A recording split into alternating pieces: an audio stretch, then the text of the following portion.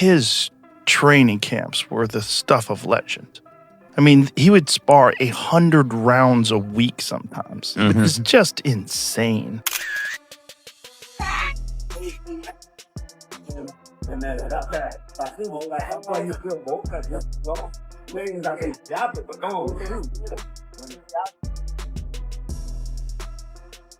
Yeah. So who do you like in Canelo versus Crawford? Well, I'm a giant Crawford fan because I think he's the best switch hitter since Marvin Hagler. I also think he's one of those guys that if you tell him he can't do something, he wants to show you and shock the world. 1,000%. Joe Rogan has weighed in on Crawford's intense training for the Canelo fight. He praised Crawford's elite switch hitting and ability to adapt, saying those tools could help neutralize Canelo's raw power and big fight experience, even with the size gap. Rogan also warned that Crawford must be big and strong enough to absorb Canelo's punishing shots or risk getting overpowered. Crawford's about to fight. Yes, he's going to fight Canelo. Oh, man. I just hope he's big enough. I hope he's big enough to keep that dude off him because Canelo hits so hard, man. That's one dude that, like, I believe all the shit he be talking.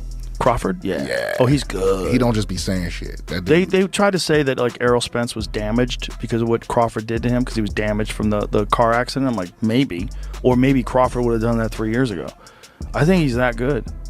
He's just so skillful. He's so slick. And when he gets, and he's also the best guy in the sport at switch hitting. He'll go from southpaw to orthodox and be just as good and trip you up. Like you think he's going to start southpaw, he starts orthodox. You prepare for orthodox, he's fighting southpaw. He feels like he's got you timed better orthodox, he'll switch it up. Rogan didn't hold back when picking his side. He's all in for Crawford in this mega showdown with Canelo Alvarez. On a recent Joe Rogan Experience episode with Jim Lampley, he was asked who he favors and immediately answered Crawford. He explained that Crawford is the best switch hitter since Marvin Hagler and pointed out that Canelo is starting to slow down.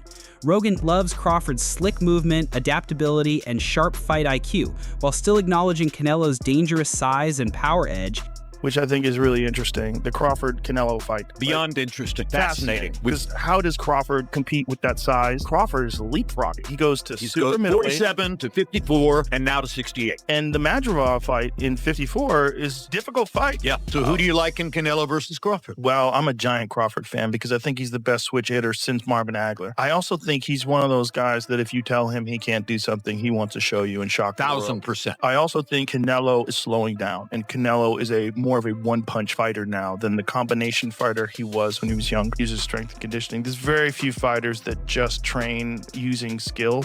Train skills. Like George St. Pierre did that for a certain period of his career. I wonder if there's anybody left in boxing who trains just using the gym skills. There were a lot of them when I was first involved in the sport who would never have touched a weight. Right. You know, they subscribed totally to the notion that was negative. Right. And the worst case, I mean, they definitely did calisthenics, but that was it. It was just body weight exercises, you know, which brings us to Crawford, which I think is really interesting. The Crawford-Canelo fight. Beyond interesting. Fascinating. Yeah. Fascinating. Because how does Crawford compete with that size? And, you know, we have to recognize, okay, well, when Canelo fought Floyd, it was 152 pounds, right? So he had dropped down, which was a struggle for him, which is why Floyd was so brilliant in getting him to go down to 152, because he knew he would be drained. 52 or 54? Even while backing Crawford, Rogan warned him not to face Canelo without a smart game plan. The size and power difference, he said, are no joke. Still, Rogan called it one of the biggest fights in boxing today and made it clear he won't miss it. During the episode, he even veered into a story about cartel mule runners while breaking down the fight. When you look at the elite of the elite boxers, to a man, to every one of them, they're disciplined. Yeah. And they stay focused. I'm so excited to see this fight with Canelo Alvarez because I think the Saudi Arabians have so much money. They're throwing so much money at boxing. And the guy who's the head of boxing over there wants to make that fight happen. I think Terence Crawford, forget about the 3 weight classes. I think he can beat Canelo. I think he can too. When Crawford joined Rogan's show, he reflected on his dominant win over Errol Spence Jr. in 2023.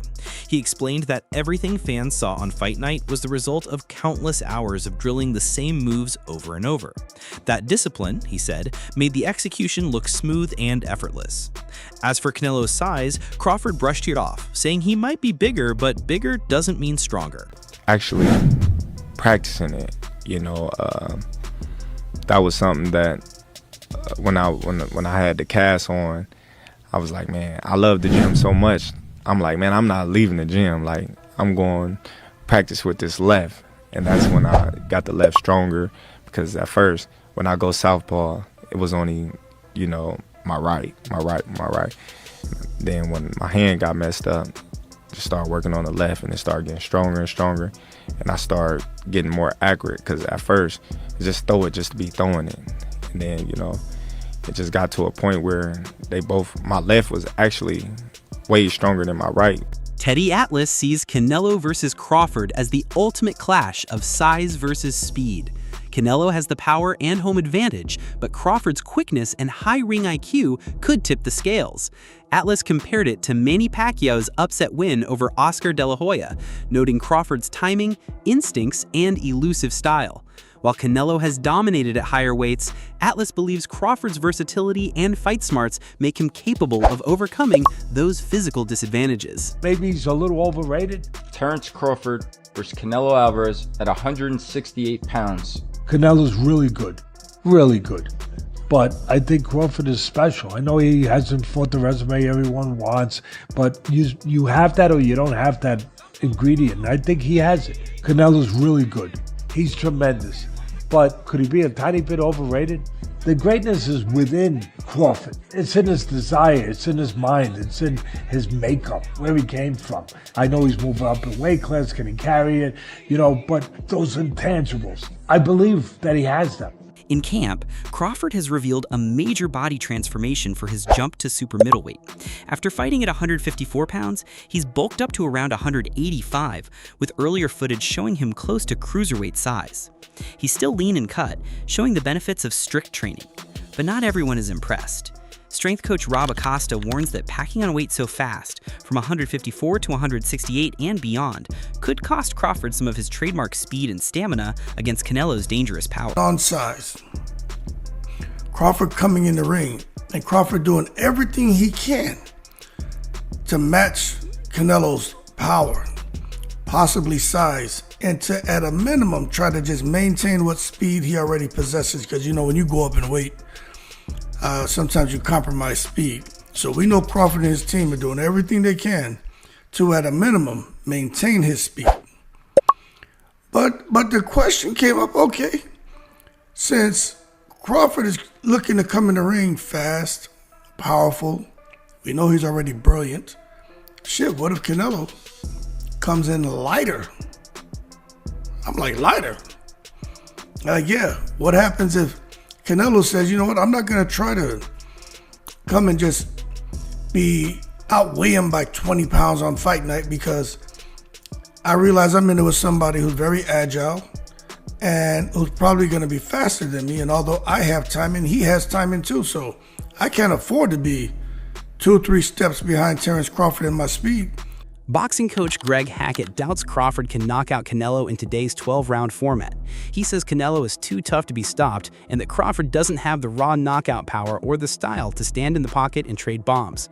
Hackett predicts a technical showcase from Crawford rather than a slugfest, and says only in the old 15-round era might Bud have the time to break Canelo down for a stoppage. Meanwhile, the fight's tension is heating up. Canelo said Crawford will learn what happens when a good fighter jumps up to fight a great one. Crawford fired back, so that means you're a good fighter and Dimitri Bivol is a great fighter, right? Every time you stepped up, you lost. It was a sharp reminder of Canelo's loss to Bivol. How do you feel like he will do going against somebody like a Canelo at 168? I think Bud, man, one thing I love about Bud, he willing to challenge himself. Mm-hmm. And when you're willing to challenge yourself, you can surprise yourself. But that's a hell of a feeling. I think, to be honest, you don't want to sit there and brawl with Canelo, but at some point you're gonna have to fight him. You know what I'm saying? You can't let Canelo press you. You know what I'm saying? Because he great at that, and he a bully. He is a bully. But Bud, I believe, got bully tendencies too. You know what I'm saying? And he could be crafty. But I think if he approached it the way he approached Spence, then we get a way better fight than people think. Now, what I saw when he approached Spence was, I can't make a mistake. I can't let him do too much. I can't let him be a bully. I think if he go at Canelo the same way, then we get a great fight on our hands. I'm sorry. I'm not saying he's gonna be that dominant, but I'm just saying I think we get a great fight on our hands. Andre Ward, the former two-division world champion, is all in on Crawford. Ward said, "I'm not betting Terence Crawford against anybody right now," and added that you could bet the house on him. He admitted the weight jump is a big risk, but said no one has ever broken Crawford's will. Until someone does, Ward isn't doubting him. I'm going with Terence Crawford. You know, big weight jump, a dangerous fight, but somebody's got to prove to me that they can break Terence Crawford's will and that he can't figure it out against you. You know, it ain't no disrespect toward Canelo, but I've said this the last couple of years. I'm not betting against Terence Crawford against nobody right now. You got to show me that you can beat him. Dmitry Bivol, the WBA light heavyweight champion, has also shown big respect for Crawford. He's called him amazing and said young fighters should study him as a blueprint for how to box. Ahead of the Canelo fight, Bivol praised Crawford's size, skill, and fight IQ, and made it clear he believes Bud can beat Canelo. I want to quickly ask you a couple of questions. Crawford, Spence. I know you watched the fight and you spoke about Crawford. How good is Crawford? Crawford is amazing, not just good. He's amazing, and he said the same thing about you. Thank you, Terence. But I think he should be in the book for is that good? How to learn boxing. You know. Really? He's a very good fighter. Yeah, I like to watch his fights. Pound for pound, number one. Yeah, probably he is now because he is undisputed champion in 2 weight classes. It's crazy. He's a great fighter, yeah. To be honest, I didn't see, Crawford in real life. I don't know how big he is. But the size, when I came to boxing gym and my coach told me that one of the rules, it's like respect the weight classes, You should respect weight classes. But he has a very good skill. He's one of my favorite fighters, active fighters now. Bernard Hopkins thinks Crawford's dismantling of Errol Spence Jr. had lasting effects. He believes that performance took years off Spence's career, leaving him physically and mentally worn. Hopkins said the punishment Spence took will follow him into future fights, showing how Crawford's impact goes beyond just getting the win. It can change opponents long after the final bell. Crawford. Believe Crawford, even though, fought twice, throughout the year, Crawford, was... But look who he beat. Undisputed. Look who he beat. Look what he beat. What he did to Spence and how he did it. That's 3 fights to me. And it took 4 fights out of Spence, right? I'm a fighter, so I can tell you when you get punished like that. Yeah, I was there ringside watching the fight. It was years different. You don't see the years right now, but it sort of takes something out of that person going forward. They still can beat some fights, but it really put a bruise on him. You didn't see Spence fight yet, did you? No. Did you hear him name opponent for him to potentially fight? It's been quiet. You see the weight he gained? Former champion Tim Bradley is backing Crawford, but gives him only a 30 to 40% chance against Canelo. He respects Crawford's skills and smarts, but worries about whether he can handle Canelo's size and power. Bradley also warned that Crawford's stubbornness could hurt him. If he decides to trade shots with Canelo, he risks getting caught clean. One more thing. It don't matter if Canelo is on that. He ain't beat no Terence Crawford. You heard it here first. Plus, I look at the performances of Canelo. I look at his last performances. I mean, they've been all right, It ain't been like, wow, blew me away. So I'm not really worried about all of that. And the same thing goes with Crawford. I know he's with Snack, and I know some news came out this week and all of that, but I personally believe that Snack is clean. I think it's a conflict of interest, the fact that, hey, he knows how to beat the system, quote unquote, Victor Conte, but at the same time, I think Snack, you got products going around the world, this and that. I mean, all these athletes are testing. They're not testing anything or positive by using Snack at all. So I think it's safe. There's no doubt about it. So with that being said, I'm not worried about that. As long as they're testing, I'm good.